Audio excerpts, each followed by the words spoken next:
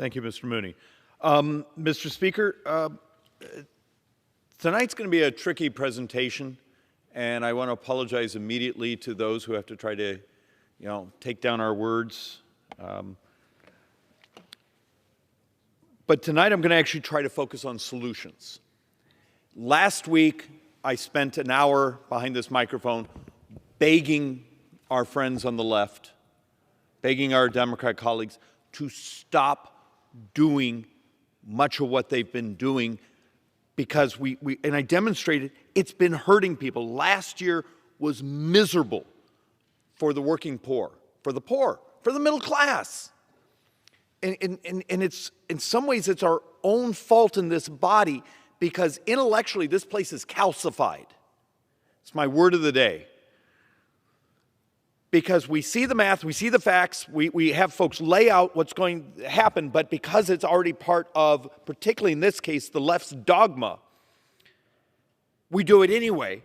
And then we act surprised here a year later when my community had 10.9% inflation last year. Year over year, how many people is that crushing? And now we're seeing some data, and this is important. This isn't transitory. A number of the most powerful modelers in the economic world in this country are now starting to ring the alarm bells of both we're heading towards a recession and that inflation may now be with us for a decade because of how we've screwed things up in this place. First, this is as of almost today. You have Goldman Sachs now saying 27.5% chance of a recession, not a slowdown, a recession, which means 2 quarters of negative GDP by the end of this year. Citi is at 25%. JP Morgan still at 15%, which was the numbers from last week. These numbers have skyrocketed. If you and I looked at this 3 weeks ago, it was 9%. Does anyone here actually care about people? Do you care about working men and women? Do you understand what a recession does to people? How long it takes to get your feet back underneath you? Let alone the head kick we're giving to the American public with inflation. So here's my goal. I'm going to race through just a boatload of slides here. And I'm going to throw out concept after concept after concept. Some of them are marginal. Some of them you're going to go, oh, that makes sense. But the point is there are actually solutions. If the left would ever allow us to offer a genuine amendment in committee, to actually have a genuine discussion and debate, maybe we could change some hearts and minds in this place, or just even enlighten some intellect around here. But that isn't what this place does. So let's actually start to walk through the bill that a number of folks are so giddy about today. I am fixated on diabetes because of what it does in the misery to parts of my district. I represent a tribal community that is number 2 as its percentage of population who suffer diabetes. Come to the reservation. I'll introduce you to some families I've known where mom has her feet cut off.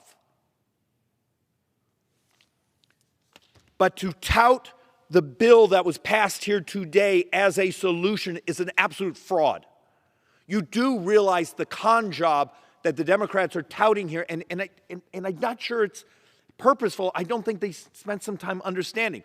First, you basically created a subsidy bill for big pharma. Congratulations. You didn't reduce the price. What you did is you created functionally $20 billion of subsidy to buy down the price of insulin, and you bought it down with a fraud because you're doing we're going to pretend that the Trump administration's rule in regards to rebates is in effect, which it was never going into effect. So you made magic money again. And at the same time, you just took away the pressure we could have done together to actually get a real solution to the price of insulin. And some of that solution could have been something as simple as the co-op that's in construction right now that is saying they're going to bring $30 a vial, $55 a box, and a box is 5 vials of insulin to market in a year. So if we were actually doing solutions here, the Democrats' bill, working with Republicans, would have been, we're going to put it at the stack for licensing and permitting. We're going to put aside some money to make sure that they get their factory up and running in Virginia as soon as possible. And, oh, by the way, this is substantially less expensive than the subsidized version that's going to cost the society $20 billion, and you're handing that to Big Pharma, which isn't that amusing? You know, I mean, the amusing is the speechifying here, and the Democrats' approach to helping people who can't afford their insulin is to blow up the market, screw up the incentives, and then screw up the actual solution. And the solution's coming. Does anyone actually subscribe to something where they read? And you got to understand, we need to go, in the whole debate around diabetes, we got to go much, much further. 31% of all Medicare spending is diabetes. It's 33% of all healthcare spending. Understand, in 29 years, United States is scheduled to have about $112 trillion of borrowed money in today's dollars. 75% of that is just Medicare. But if 31% of Medicare spending is diabetes, cure it. And you go, but David, how would we do that? Well, I've been to this floor a dozen times over the last 12 months saying the research is happening, the early numbers look good. Guess what? It succeeded. Hey, the phase 1s worked. Now we're actually on another set of phase 1s where they're actually using CRISPR to tag the stem cell that's become an isolate cell to make it so you can do a biofoundry and it can be a production line, so it doesn't even need to come from your skin to get the stem cells. Meaning, if we would get our reimbursement sets straight here, our licensing sets straight here, our incentives lined up, the modeler is saying in about 5 years, you could actually be rolling out. The cure to type 1 is actually the easy part. It's the cure to type 2, which is a much more difficult. We have to have a brutal conversation of nutrition support and maybe nutrition support that's healthy, encouraging our brothers and sisters in my tribal communities, the lifestyles and things, to be ready to actually accept the cure. But the fact of the matter is, it is here. So what did the Democrats just do? They did a subsidy bill for insulin. That's going to cost $20 billion. How about if they had taken that $20 billion and put it into almost an X price for getting this cure to market? I mean, it's just an example. We don't seem to get our heads around. The world works in incentives and disincentives. We've made it so bureaucratic, so expensive, that we are an incumbent protection racket here. And it's not incumbent members of Congress, it's incumbent bureaucracies, incumbent business models, and the disruptions like this that would end so much misery and also be the single biggest thing we can do to affect the debt in this country. We applaud ourselves for voting through a bill that actually will have made things worse. If there's an economist in the room and you walk through saying, well, because you just functionally government subsidized this, you just took away the pricing pressure to actually have the revolution of both on the cost and the cure. And I'm begging my brothers and sisters here to think. There is this incredible hope. We've already had this, they've already had the successes in the phase 1s, and now the ability to actually tag it, make it so you don't need to be on anti-rejection drugs. Think about what it means to the health of the country. And why would I go to diabetes right after showing you that the projections of a recession at the end of this year are skyrocketing? Because if you are heading in an approach where you're making a substantial portion of our population and making them available to participate in the economy, Mr. Speaker, I'm going to throw out a really uncomfortable subject for a second, but I'm the senior Republican on Joint Economic, and we've been trying a little side project for almost a year. What makes people poor? What's the real cause of income inequality? And unlike the rhetorical crap, virtue signaling that's said around here, we're actually starting to find out there's a lot of things, but health, education, things of that nature that we can affect are actually major precursors. And then you look at the amount of the population that is in the lower quartiles that either they or their family, or because they have someone that's horribly sick, substantially because of renal failure or diabetes. My other side of the argument is why this is moral to pursue. It also would end lots of misery. It would actually really help the poor, actually might squeeze down income inequality. It's sort of the trifecta. And yet, I will do these presentations on how it works and that it would be amazing for economic growth.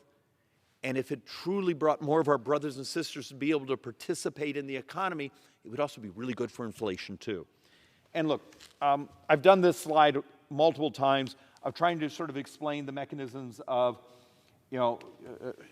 a stem cell, and you can now direct, almost like think of it as a biofoundry mechanism, sort of like CRISPR. You can direct that stem cell to become a insulin-producing cell. And in the previous slide, walk through how you can actually do this in a fashion that it can be almost a factory production. So even beyond the personalized medicine concept. And why this is so important is we're on the cusp of a revolution to make people's lives so much better, so much healthier. And instead, what we've done in this place over the last 12 months is we've set off inflation, we've set off crime, we've set off homelessness because of really, really bad policies. Lots of great virtue signaling. There have been beautiful speeches behind these microphones telling you how much we care and how we feel, and then the economics are just horrible. So some more of the disruption that I believe would be great for the country, and the technology is already here, we just have to learn to legalize it, is your ability to wear something on your wrist. This is one of my favorites. So I'm just going to walk you through a concept. This is a breath biopsy. A couple versions of this out there. Think it would be a couple $100 at most, and you could have functionally a medical lab in your medicine cabinet at home. Blow into it.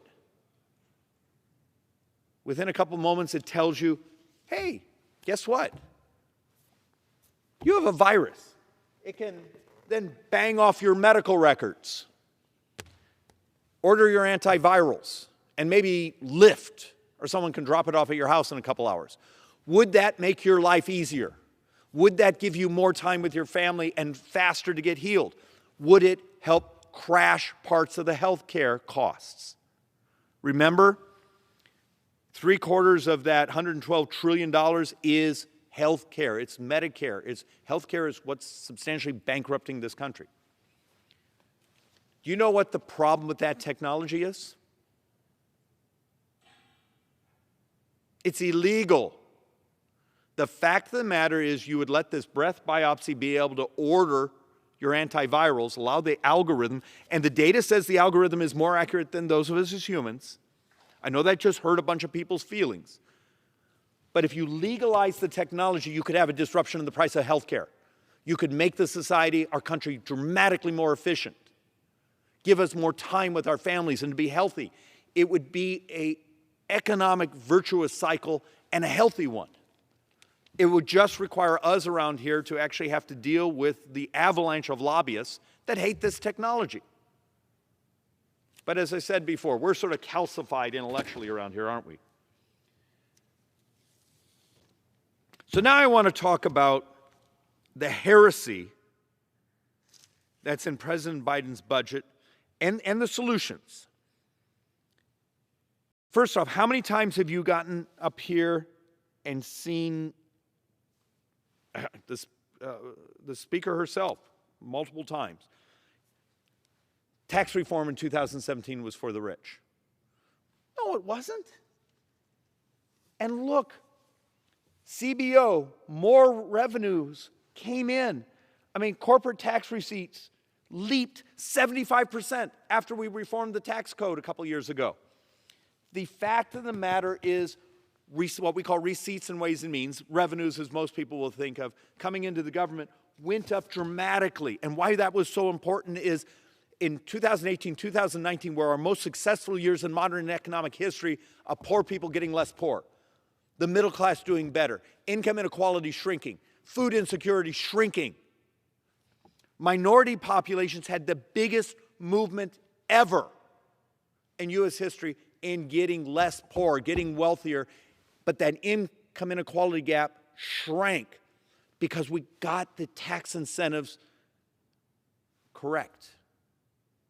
But because it was Republicans that did it, there's this running away from it, and we've seen great job, guys.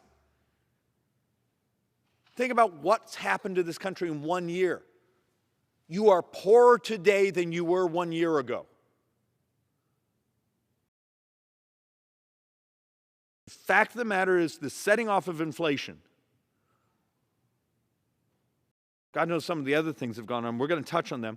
We are poorer today than we were 1 year ago. And yes, there was COVID. But we stood behind these microphones a year ago and said, you don't want to keep dumping money the way you're doing. You're going to set off inflation. They told us to go jump in a lake. Congratulations. They did it. And now some of the economists are telling us a recession by the end of the year. Oh, and maybe 10 years of an inflationary cycle before we can squeeze it out of the system. And once again, if you actually look at the charts, it was actually working women that exploded off. This big a movement here, I know this chart may not express it, that type of steep curve increasing is remarkable. Just remarkable in what happened after tax reform. And it was actually working women, substantially those from minority populations, that had just remarkable increases in income. And they're the ones that also got crushed during the way we approached the pandemic.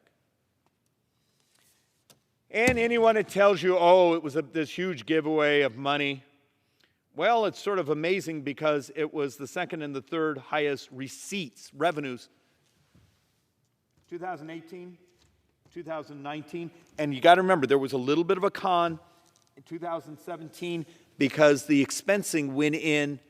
You could expense in the last quarter before the tax reform. So the fourth quarter of 2017, you could begin expensing. So this actually had some of the economic growth effects pulled into the previous year. I know that I'm geeking out a bit, but it continued. One of the reasons we've actually economically held up pretty well is the Democrats haven't been able to repeal the 2017 tax reform. And I know this slide's a little hard to see. It was the best one we could put together in our short time frame. But guess what? We crossed over $4 trillion in revenues and receipts. And if you go back, think of that. It was only a couple years earlier, we were at $3.3 trillion. You're understanding, that's like a $700 billion increase in receipts in a time when the Democrats told us we had eviscerated the tax code and gave it all away. At some point, the calculator does tell the truth. So back to our earlier thesis. Getting the tax system correct is amazing for the economics.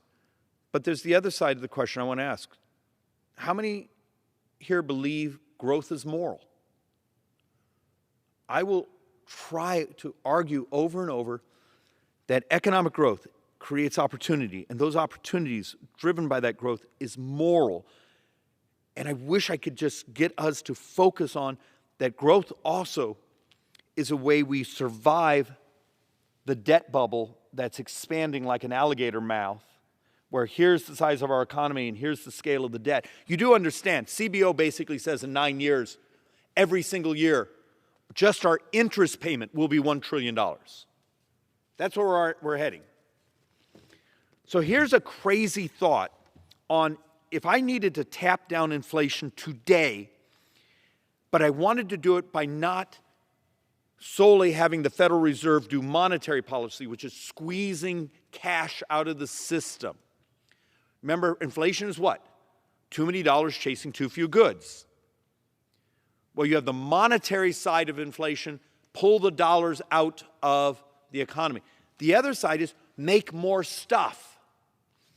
So this year, expensing, and the reality of it, tax reform, it was the expensing that drove much of the economic expansion, the investment in productivity, goes to 80% this year, or next year. 80% this fiscal year, and then drops down, I think, to 60 the next year. Do a mechanism where you add a bonus. Say, business, if you're willing to take some of that cash functioning out of the system and go invest it in productivity capital, go buy a new plant, go put in new equipment, do things that will make it so you can pay workers more. We make more stuff because if we have more stuff, you knock down inflation because it's now numbers of dollars divided by numbers of stuff. Crazy idea. Do a tax adjustment. Say, we're going to give you a bonus on your expensing to encourage you to take that money out of liquidity and buy things that make us more productive as a country. It's a win-win. And it has the benefit of being a long-term benefit to society. And it's sort of, we've been working on this just as a thought experiment. And it may not be brilliant, but it's more the concept of if right now today there's too many dollars chasing too few goods, then create a deal with business in America saying, hey, if you'll take some cash, set it aside, functionally escrow it, and you're going to put it into new equipment that makes us more efficient so you can have more goods, better transportation, better supply chains. That's what we want to incentivize instead of trying to buy things today and shove them in a warehouse because you're worried the price is going to go up tomorrow. This is the type of thought experiments, policy we should be pursuing if you need to knock down inflation, but you want to do it by growing as an economy. Instead, around here, we're going to sit around on our backsides and let the Federal Reserve basically squeeze us out and put many people through months and months and months of recessionary misery because that's how we're going to knock down inflation. Another part of the thought experiment.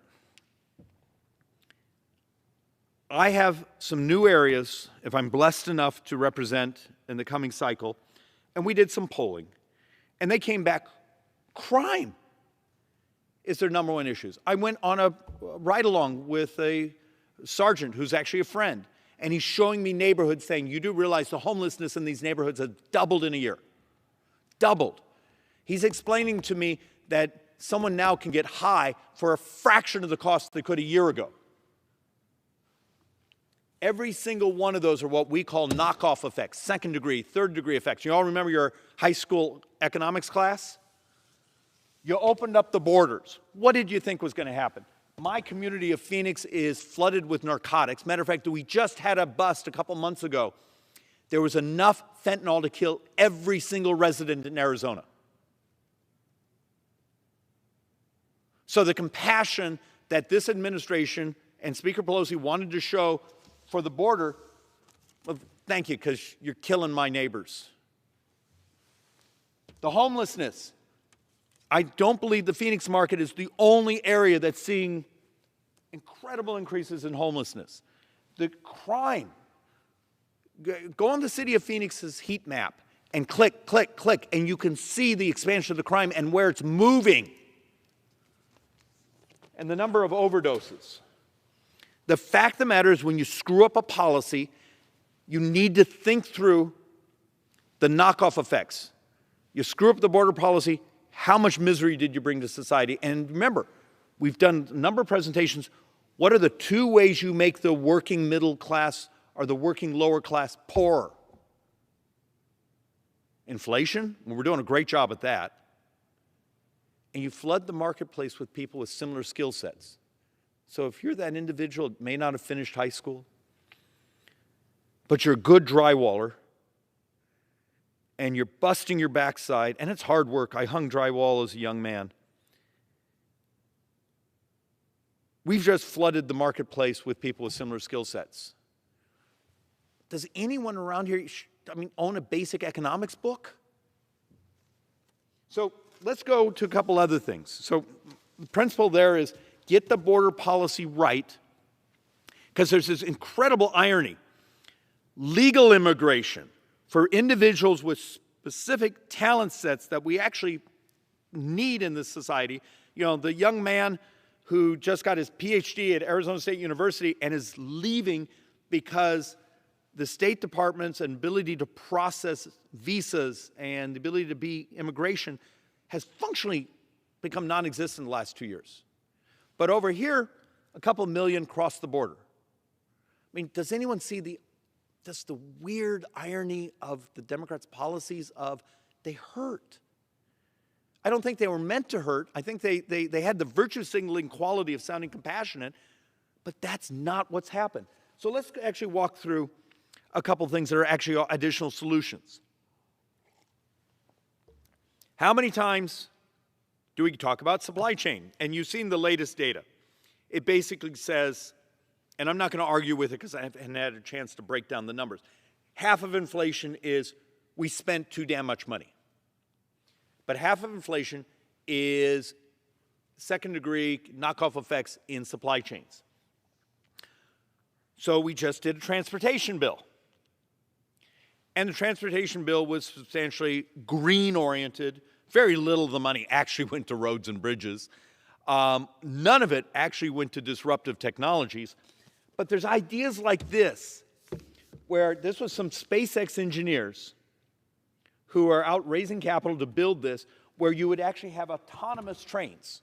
So you pull a container off, stick it on one of these, the autonomous lorry right underneath it on a track drives it to the warehouse it's supposed to be dropped off at. So if you're telling me we have a crisis in truck drivers in the Alameda corridor outside LA, the ability to use technology, why didn't we incentivize this sort of thing? But do you want to know what the Democrats chose to incentivize in their Build Back Better? Wasn't creative things to make us more productive as a society. It was ideas like this. In their legislation, it's illegal for the ports to automate. Huh? But they just told us that they were trying to fix the supply chains. Except for the numbers of giveaways to the unions, they put into their legislation that you can't automate the ports. So on one hand, you have breakthrough technology that says we think we have a way to move these containers. And then the next thing that the brain trust around here does policy-wise, but we're going to make it illegal for you to do the automation that would move the supply chains that you are telling us is half the inflationary spike. There are solutions. Stop putting up these impediments and start embracing the technology to fix the problem. Mr. Speaker, may I ask for my time?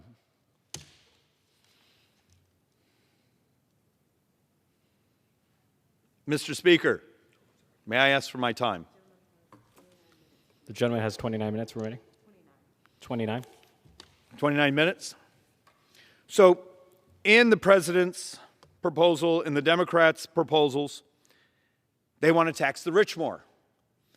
The new President Biden's budget, I think, has, 36 new taxes in it? But here's the great irony. Okay, so they want to do this one tax where they want to functionally tax unrealized capital or unrealized gains, which is a taking. It will be ruled unconstitutional, but it's an interesting concept. And we want to make a simple proposal that's something both Republicans and Democrats might agree upon. Stop subsidizing the rich. We've come here to this floor a couple times and shown there's $1.4 trillion every 10 years that the left subsidizes the rich. And so what do the Democrats do? They say, we need to tax the rich more, okay? And then they put in Build Back Better, you can make $800,000 a year and we're going to hand you $125,000 of tax credits. Not tax deductions, credits. Does anyone see the lunacy going on here? So the virtue signaling is rich people aren't paying enough, and then over here, we're going to give them $1 trillion+ in subsidies, and then they're going to add more in their Build Back Better for more rich people to have more subsidies. It's just infuriating. Does anyone actually read this stuff? Does anyone own a calculator? And you start to see the number. I have a number of these slides here, and the point is really simple. Policy after policy. If you can afford your fourth, $6 million house on a beach somewhere, do you deserve subsidized flood insurance? But all through this government, there's items like that where we wink and nod. We say we're going to tax rich people more, and then we're handing out massive subsidies. As a Republican, I want to cut spending. You say you want more revenues. Great. Stop putting through the tax code, regulatory code, these programs, wink, wink, nod, nod, a bunch of subsidies to people that write checks.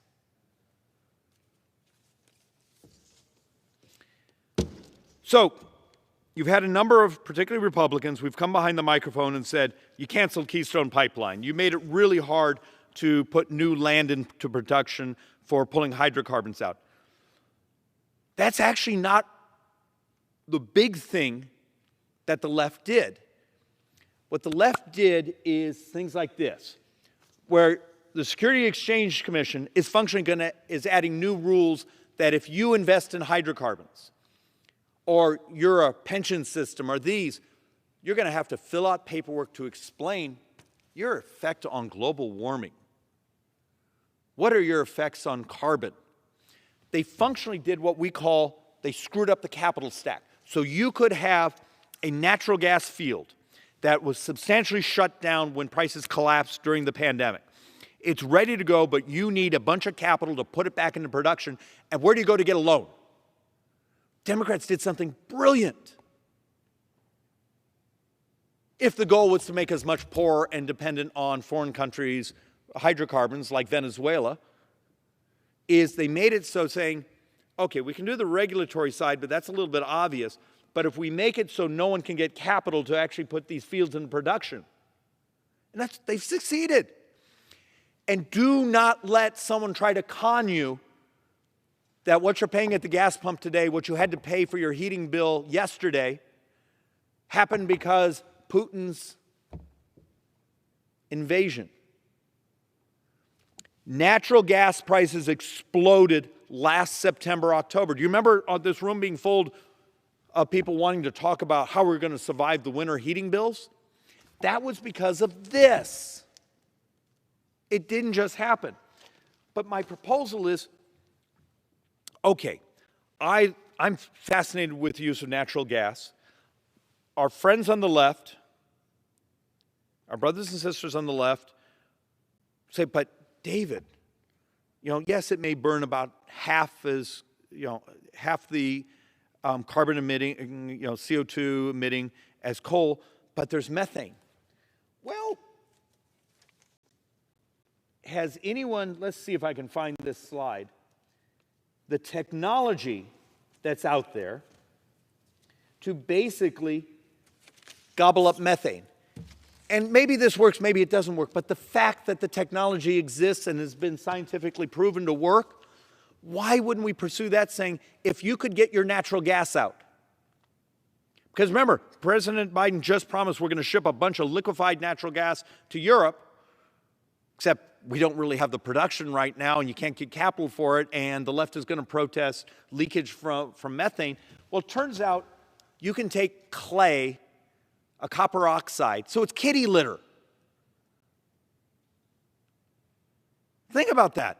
It's a cheap solution to absorb that methane. Why wouldn't we bring the brain trust around here and say, We need the natural gas, desperately. Some are worried about the methane bleed. Fine. Let's find the solution. Turns out there may be a really inexpensive one. Why wouldn't we invest in this and pursue it? There are solutions.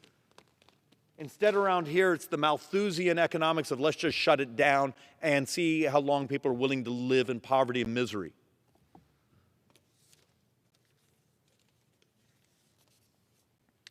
Transportation bill again. What's one of the most powerful things you can do to move traffic in urban areas and suburban areas? Technology.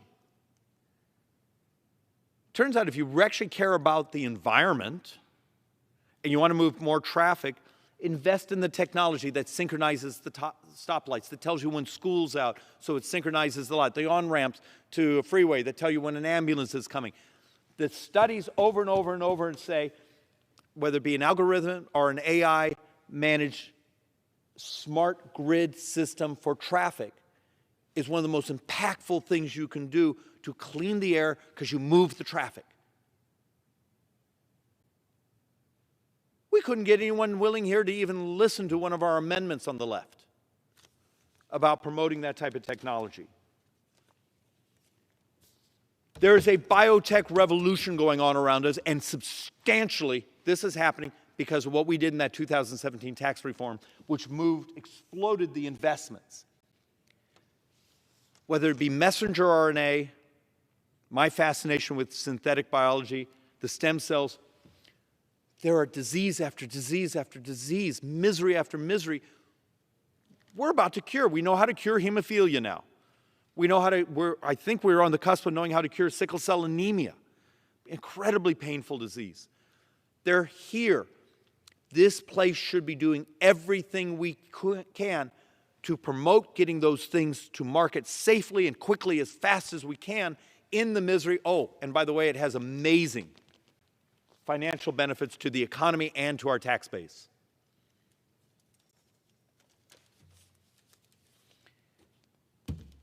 And you start to look at the innovations that are coming right now from the biotech industry. And one of the reasons I did this, and I didn't bring the other slides, then the left offers their HR 3, which functionally, the economists, even on the left-wing economists, said, yeah, it will lower some drug prices because we're basically going to do scarcity pricing, which functionally we're going to say you can't have certain drugs if it costs more than a certain amount, like they do in Europe. But it will also crash the capital stock once again. A lot of you are going to die because you're not going to get that next generation of cure. And this amazing cycle of cures that are coming goes away. Great virtue signaling. The left will tell you they were about to do a piece of legislation to lower drug prices, and we all go, yay, because they are too high. But by the end of the decade, there's fewer cures, and the value goes away because you didn't remove people from being sick. It's all about curing people in the misery, help bring those cures to market.